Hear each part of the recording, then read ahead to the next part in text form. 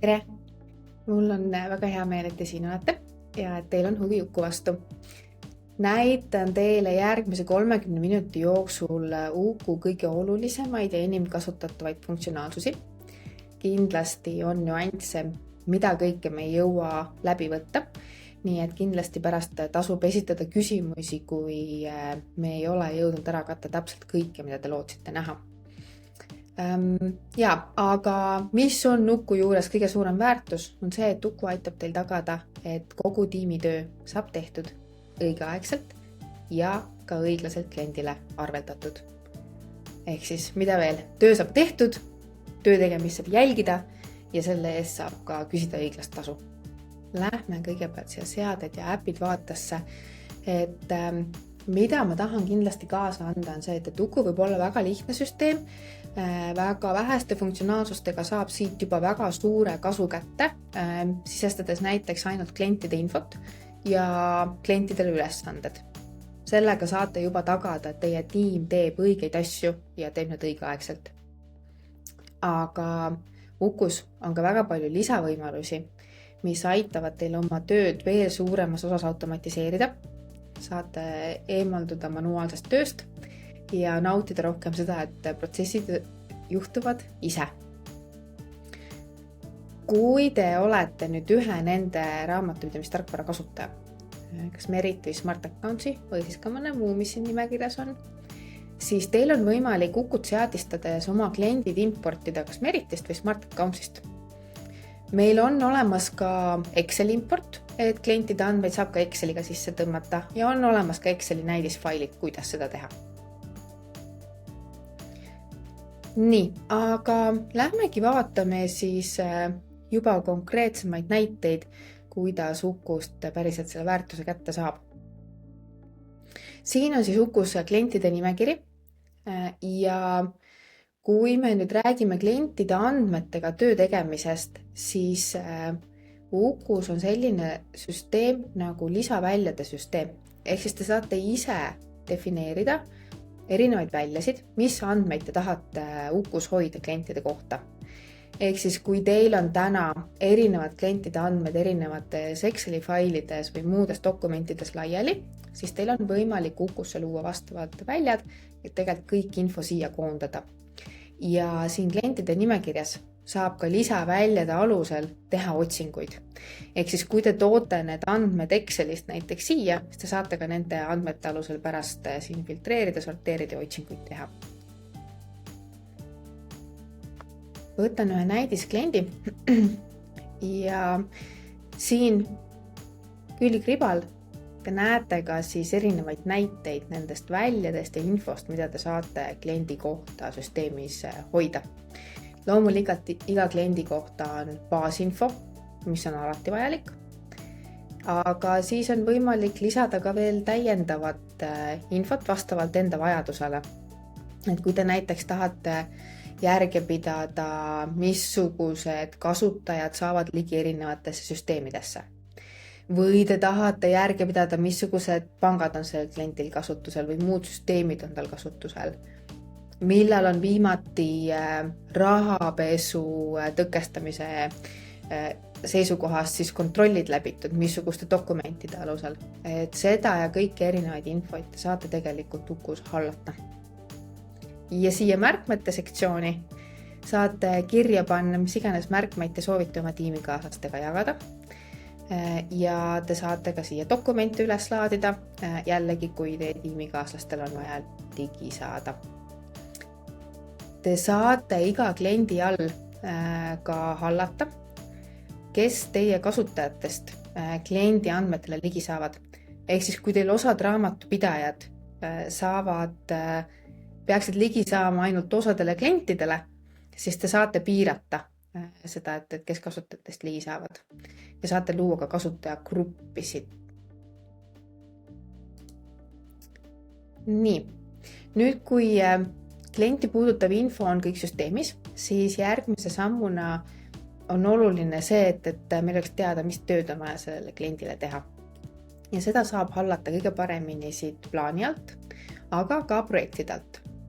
Ehk siis Ukus on 2 erinevat lähenemist, kuidas töid juhtida. Tööplaan on väga hea klassikalisele raamatupidajale, kellel on iga kuu, iga kvartal, iga aasta, iga nädal, võib-olla et iga tööpäev, need samad korduvad ülesanded. Ehk siis siin te haldate korduvaid ülesandeid, mis peavad iga kuu näiteks kindlal kuupäeval jälle tehtud saama. Projektide all te saate hallata ühekordseid projekte, millel on konkreetne algus, konkreetne lõpukuupäev ja samamoodi on ülesanded projektide all, täpselt samamoodi nagu tööplaanis, aga lihtsalt need ülesanded ei kordu, need ülesanded tekivad üks kord, siis kui te olete öelnud, et on aeg neid ülesandeid teha. Kõiki töid Ukus saab klientidele rakendada mallide kaudu. Ehk siis Uku puhul kindlasti jälle seadistamise faasis on mõistlik luua projektide malle, kui teil on standardprojekte, mida te teete. Projekt võib olla ka kliendi onboarding.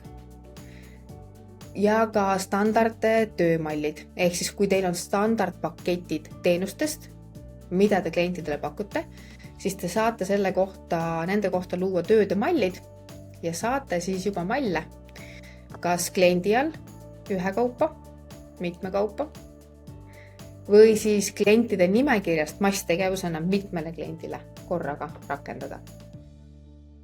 Ja siin, kus te neid ülesandemalle ja ülesandeid klientidele rakendate, siin te siis saate ka need ülesannete mallid üle vaadata.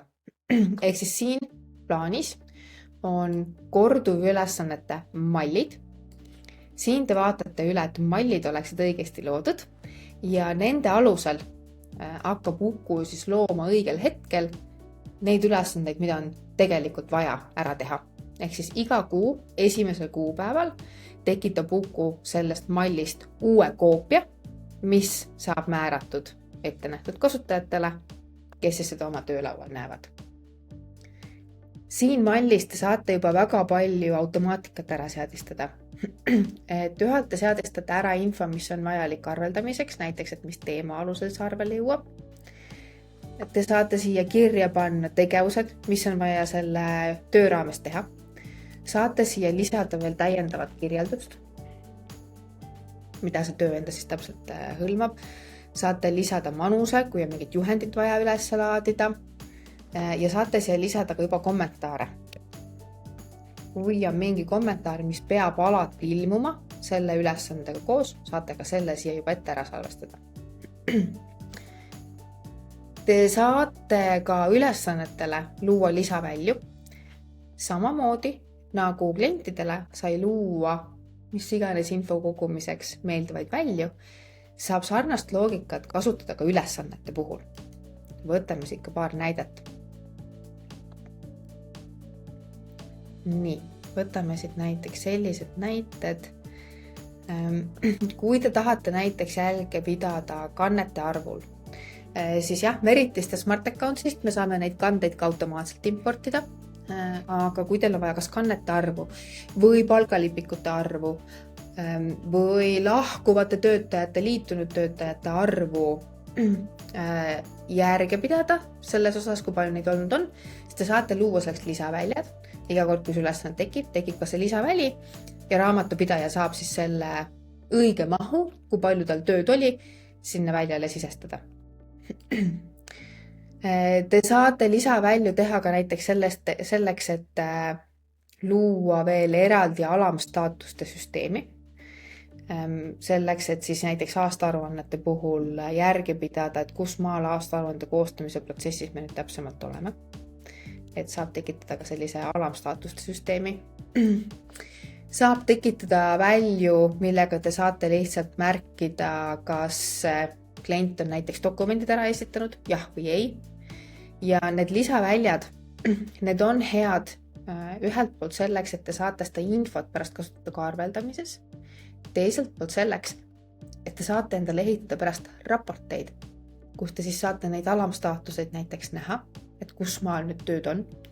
Või kui te siis teetegi näiteks lisa välja selle kohta, et kas ma ootan hetkel kliendi järgi, kas ma ootan kliendi taga, jah, ei. Siis te saate ka selle kohta teha raporti ja välja võtta raportist, et kui tihti või milliste klientide järgi te hetkel veel ootate, et saaks oma tööga edasi minna. Saate panna Ukus ka ülesandeid teineteisest sõltuma, ehk siis, et üks ülesanne ei tule üles enne, kui eelmine pole tehtud. Ja rääkides automaatikast, siis siin korduvülesannete mallides te saate juba ära seadistada, kas see ülesanne peab minema ka kliendi portaali. Kui see läheb kliendi portaali, siis näeb ka klient seda ülesannet ja te saate kliendiga koos selle ülesande kallal tööd teha. Klient saab sinna dokumenti üles laadida. Või te võite ka ära seadistada siia e-kirja. Saate oma e-kirja mallide hulgast valida, mis infot teil on alati selle ülesandega seoses vaja kliendile saata. Te võite selle kirja välja saata ka juba enne ülesande algust, aga te võite selle ka välja saata näiteks pärast ülesande lõpetamist või kui ülesande on tehtud. Te saate selle automaatika siin seadistada. Saate määrata, kellele see kiri läheb, mis on pealkiri ja saate ka iga kliendi põhiselt. Saate kas siin üldmallis või siis iga kliendi põhiselt kliendimallis teha kohandusi ka sinna e-kirja malli. Ehk siis need automaatikad te saate juba korduvülesannete mallides ära seadistada ja te saate need ära seadistada ka juba ettevõtte üleses mallis.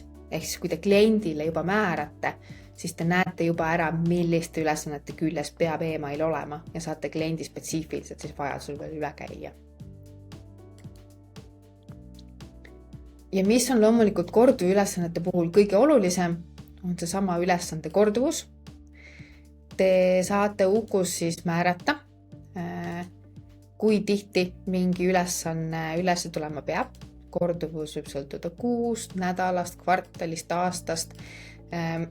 Saate siia väga erinevaid loogikaid seadistada ja te saate ka öelda, et kui nüüd see ülesanne peaks sattuma puhkepäevale, siis te saate otsustada, kas te tahate, et see ülesanne tuleks enne puhkepäeva, pärast puhkepäeva või õigel päeval ülesse. Et te saate sedasi teha raamatupidajatele töö natukene lihtsamaks. Mõned ülesanded on kindlasti vaja enne riiklikke pühasid ära teha. Mõned ülesanded võivad ka saada pärast pühasid lahendatud. Te saate juba mallis ära otsustada, kuidas siin peab käituma. Ja kui te tahate, te saate teha ka ülesandeid, mis korduvad iga päev. Kui teil on selliseid ülesandeid. Nii, seadistate korduvad ülesanded ära. Salvestate tööplaani kliendile ja siis te oletegi valmis selle kliendi jaoks hakkama tööd tegema. Mida te veel seadistamise koha pealt algusest teha saate, on see, et te saate ära seadistada ka arveldamise. Te saate klientidele luua lepingud. Ehk siis kui me loome ära tööplaani, mis tööid meil on vaja teha selle kliendi jaoks, siis on mõistlik ka luua ära see leping, et mis on need teenused, mille eest klient tasub ja mis on see hinnastamisloogika, kuidas klient nende eest tasub. Jällegi, Ukus on võimalik teha toodete mallid ja on võimalik teha lepingumallid, et saaks lepinguid siis jälle mallist lisada ühele või mitmele ettevõttele korraga.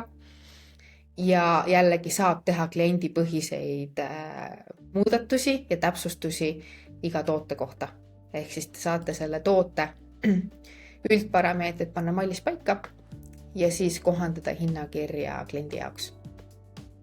Ja te saate kombineerida väga erineva hinnastamisloogikaga tooteid.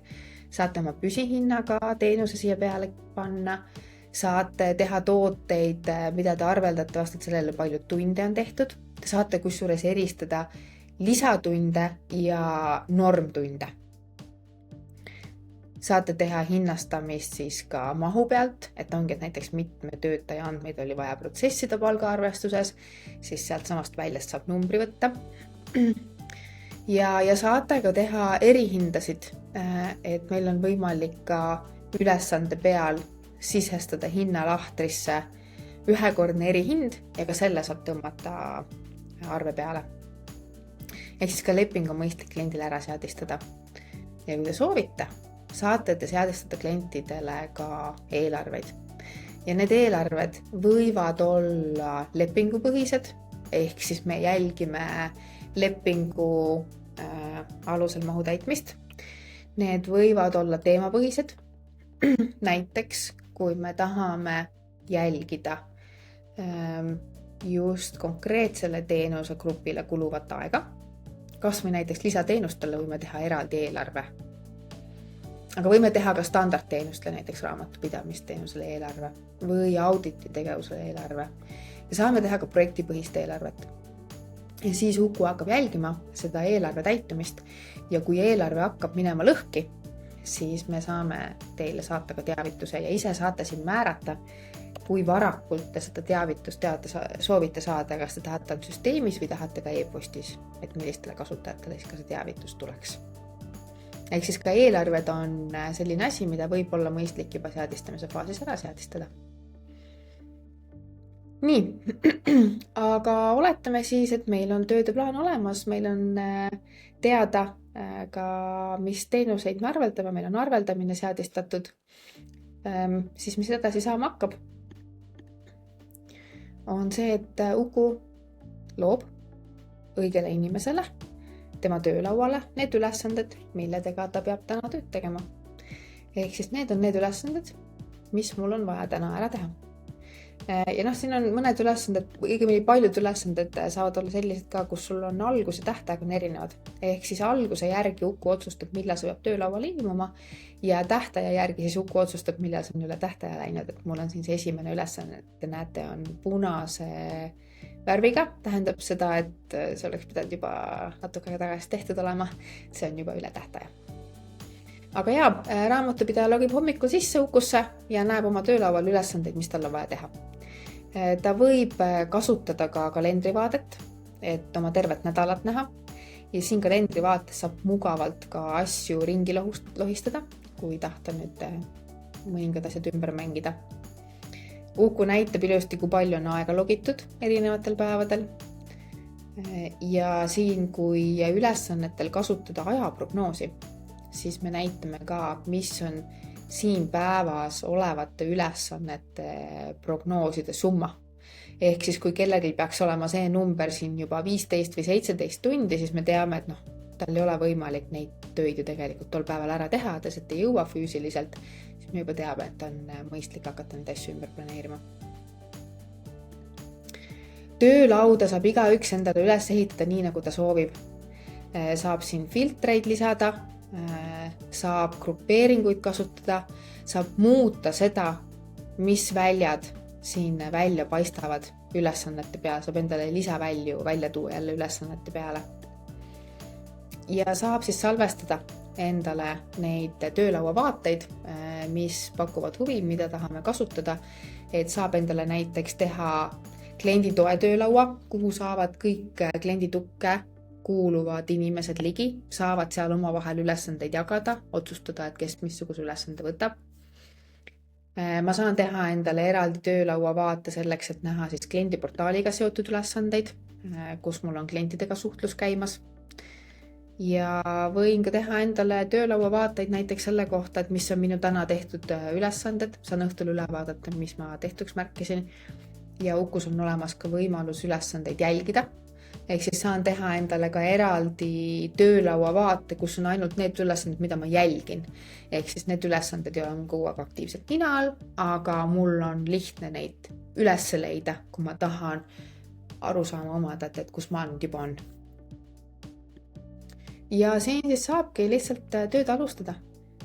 Kes soovib aega mõõta, saab panna taimeri käima. Saab ajakirjete osas ülesannetega saab teha ka maisttegevusi, kui on vaja delegeerida või lisatööks märkida, sest lisatöö eest saab küsida kõrgemat tunnihinda. Oluliseks märkida, edasi lükata, aga saab teha ka ajakirje sisestamist mitmele ülesandel korraga. Kui ma näiteks tean, et mul läks nende ülesannete peale 2 tundi, aga ma täpselt ei tea, mis hetkel ma mille käima või lahti panin, aga jagame selle aja võrdselt, siis on enam-vähem aus kõikide suhtes. Uku pakub mingisuguse algus- ja lõpuaja välja, mida saab muuta ja saabki lisada siis aega mitmele ülesandele korraga. Ajakirjeid saab ka muuta, saab ülesande all neid sisestada. Ja meil on võimalik Ukus ka jälgida, kas tegemist on kontoritööga või kaugtööga. Ja kui ma märgin ajakirja kaugtööks, siis see on ka siin ilusti näha. Kusjuures see kaugtöö ja kontori märge, see tegelikult automaatselt tuleb igal ajakirjale külge. Ma saan siin öelda, et ma ei tööta kontoris, siis nüüd kõik ajakirjad, mis ma tekitan, automaatselt on juba kaugtööks märgitud. Aga tegelikult ma olen kontoris. Nii, Uku ülesanne. Üks asi on jah tõesti see, et me saame nüüd nagu tööd teha siin, et me näeme, mis on see checklist, mis meil on vaja ära teha. Me saame siia ka aega mõõta, me saame kirja panna need olulised väärtused, mida me tahtsime jälgida, eks ole, et kui palju müügiarveid ma protsessisin, kui töötajatele palka tegin. Siin on ka see erihinna näide. Teine pool ülesandest on see, et kogu kommunikatsioon, mis on ülesandega seotud, mis on seotud sellega, et see töö saaks tehtud, paistab ka siin ilusti paremal poolel välja. Ja seda kommunikatsiooni saab olla 3 tüüpi. Mul saavad olla sisesed kommentaarid, mida ma näiteks tahan kolleegile jagada. Saame kolleegidega oma vahel siin kirjutada. Ma saan siit välja saata veel lisa e-kirju, et ühelt on mul siin automaatne e-kiri, mis on salvestatud, aga ma saan ka veel eraldi kirju lisaks saata. Ja ma saan ka kliendiga vahetada portaali sõnumeid. Ja kõik sõnumid, mis mina saadan, on joondatud paremale. Kõik sõnumid, mis on kellegi teise poolt saadetud, on joondatud vasakule. Ehk siis nagu kõikides vestlusrakendustes ma saan ka siin vahet teha, et minu poolt saadetu on ilusti sinise värvisega ja ühe joondusega ja muu on siis teiste värvidega ja teise joondusega. Ja kogu see mõte ongi see, et tegelikult ma peaksin saama kõik selle ülesandega seonduva siin ära teha. Ma teen selle ühe ülesande lahti. Ma saan siin oma ajakirjeid kontrollida, ma saan aega käima panna, ma saan kõike infot kirja panna, mida meil on süsteemselt vaja koguda. Ma näen kõiki olulisi märkmeid, mida mul on vaja teada selleks, et see töö ära teha. Ja kui mul on vaja lisainfot koguda või dokumente paluda, ma saan ka seda teha selle ülesande all. Ehk siis ma saan kõik siin ära teha. Ja kui nüüd on probleem osad ülesannetega, et me ei jõua neid õigeaegselt tehtud või need hakkavad venima, kusagile kinni jääma, siis Uku raportitega on võimalik saada kerge vaevaga seda ülevaadet, et kus on murekohad. Uku raportis vaikimisi tuleb ette selline ilus ülevaade kliendipõhiselt, palju ülesandeid on, kui palju on aega trackitud, kuidas meil see nädal on progresseerunud, mis staatuses ülesanded on, kui paljud on juba töös, kas on hilinenud ülesandeid. Ma saan minna detailsemaks vaadates ülesandepõhiselt raportit ja ma saan minna veel detailsemaks vaadata ajakirjeid. Ja mida ma veel teha saan, nagu ka töölaua puhul, ma saan siit salvestada endale neid raporteid, vaikimisi raportivaateid, millega mulle meeldib tööd teha. Ehk siis jälle saan peale panna need filtrid, mis mulle meeldivad, saan lisada kõik need väljad, mis mulle huvi pakuvad ja saan ära salvestada oma eelistatud raporti. Ja mida see nüüd annab mulle?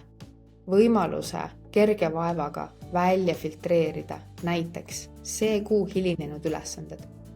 See on kerge vaevaga üle vaata, kus meil on murekohad. Kui mul on uued kliendid, ma võin teha eraldi raporti selle kohta, et uued kliendid oleks välja filtreeritud, ma saan nende tööprogressi jälgida. Ma saan teha raporti selleks, et jälgida konkreetse tüüpi tööde ära tegemist jällegi. Kui paljud on hilinenud, kui paljud on valmis. Töös ei ole enam siin ükski. Ma saan teha raporti selleks, et kiirelt saada ülevaadet eelmisest kuust. Kus kui palju töökoormust oli, mida me erinevatele klientidele tegime, kui palju oli arveldatavad, mitte arveldatavaid tunde. Ja neid näiteid on siin veel, kas või saan vaadata, kui palju oleme näiteks Smart Accountsist kannete infot importinud, kui ma saan. Ehk siis neid raporteid, mida nendele ehitada saate, väga palju, väga erinevaid. Ja nüüd see ongi see koht, kus see ring sai peaaegu juba tervikuks, et me kliendi alla sisestasime tööplaani, seadistasime ära, mida on vaja selle kliendi jaoks teha. Raamatupidajale tekkisid töölauale ise need ülesanded ja siit raportist me nüüd saame jälgida seda ülesannete täitmist. Eraldi on meil monitooringu raport, kus saab näha, kas see töö, mis me oleme teinud, läheb kokku ka kliendi kokkulepetega.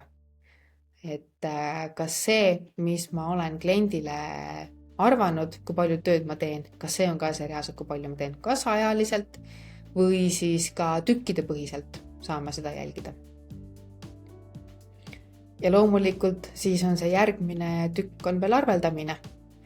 Et kui teil on klientide alla loodud ära need lepingud, siis lepingute alusel Uku hakkab automaatselt looma arveid.